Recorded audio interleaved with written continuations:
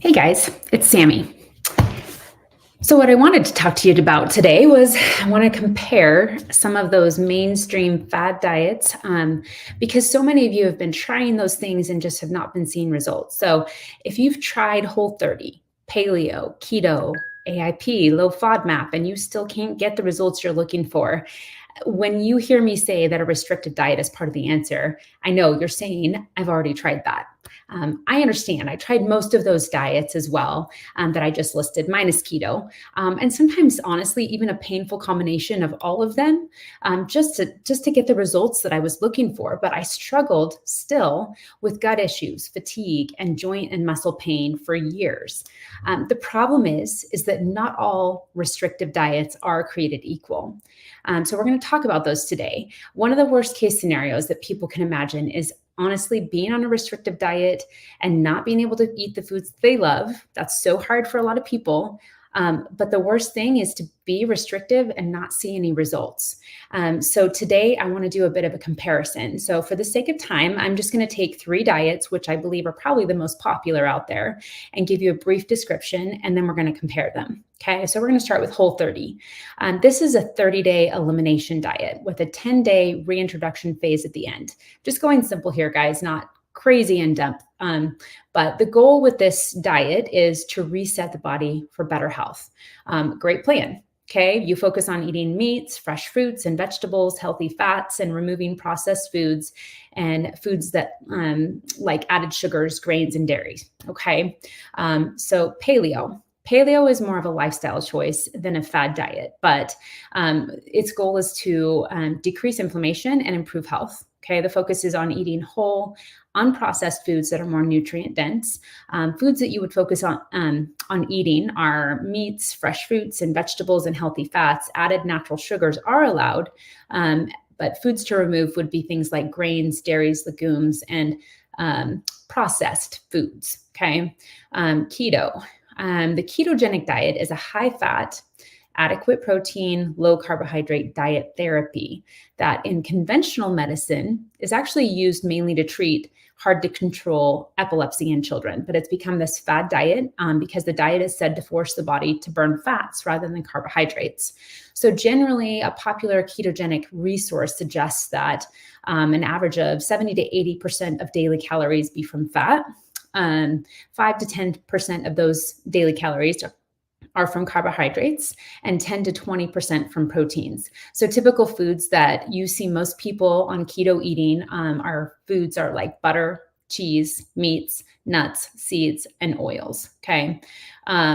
So each of these diets, they have benefits and they each have their own time and place. I'm not discounting that.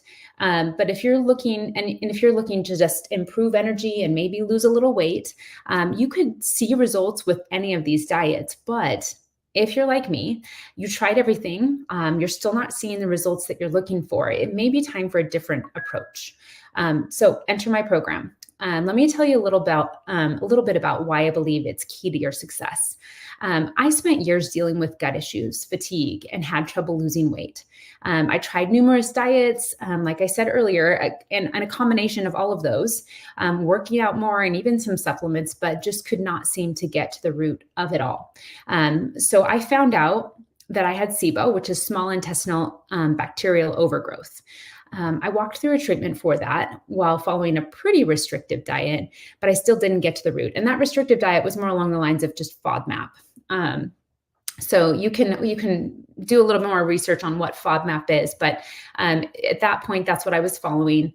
Turns out that not getting to the root of that, I figured out that later that I had a systemic bacterial infection caused by leaky gut. So I walked through a pretty intense 9-month treatment with an even more restrictive diet than before, but I was finally able to break free. What I learned through this process, through all of my life experience with this stuff, you guys, is that if you want to bring healing to your body, what you eat and what you don't eat matters. You're going to have to do the hard work to get there.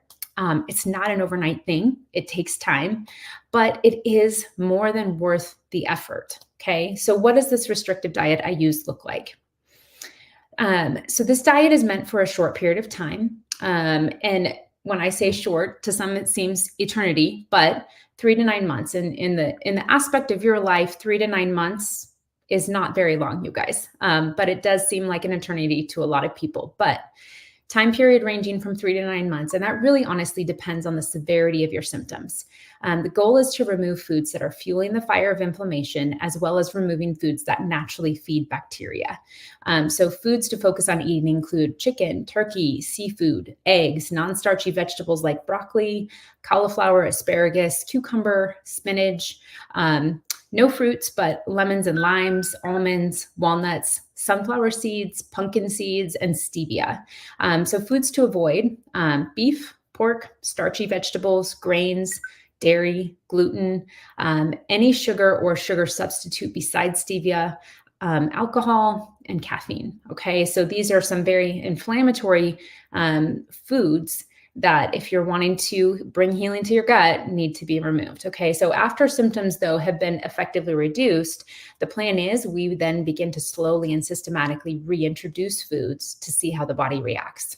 So let's compare, talk about the main differences between these diets and the one that I use. Okay, so Whole30, it still includes starchy foods and fruits that will continue to feed inflammation and bacteria. 30 days may be a good restart for those with no health challenges or inflammatory symptoms. But for others, honestly, 30 days, it's not even going to scratch the surface of dealing with the root problem. And a 10-day phase of reintroduction of foods, this doesn't allow you to really figure out what foods may or may not be an issue for you. So, for example, if you reintroduce 3 foods at once and in the same week, you're honestly not going to know which of those 3 foods may be an issue for you. It may be causing you stomach pain or headache or some aches and pains.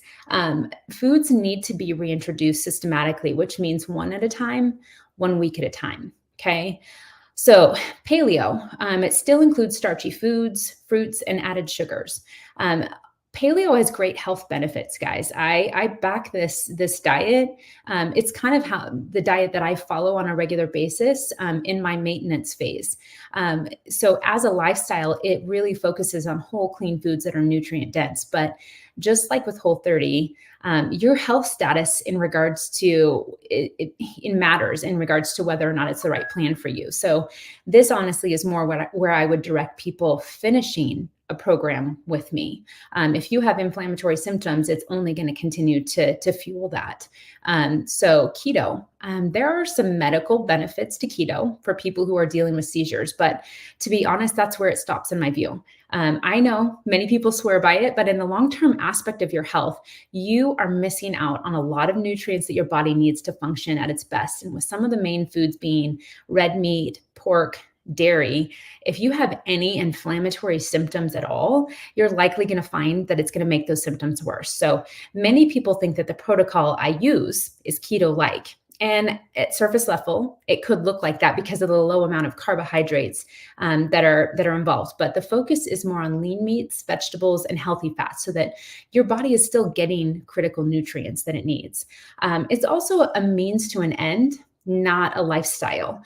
Whereas keto, to be truly effective and to keep the benefits of it, most people have to continue with the diet or they risk gaining weight back when they reintroduce carbohydrates into their diet. Okay, so if you've tried these 3 diets, you've given them a fair shot, but you're still dealing with gut pain, fatigue, inability to lose weight, then it's time to take a serious look at a program that will finally put an end to that vicious cycle for you. I know what you're thinking.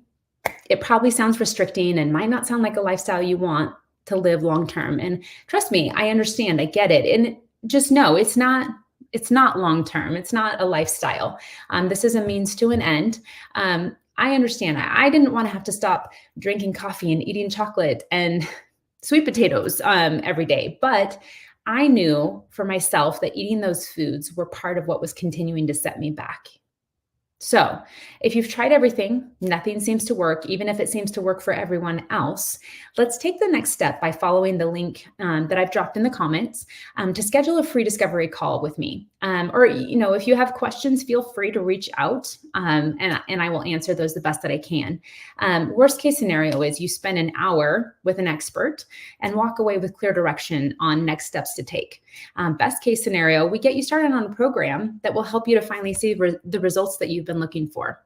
Thanks for taking the time to listen, guys. Look forward to hearing from you.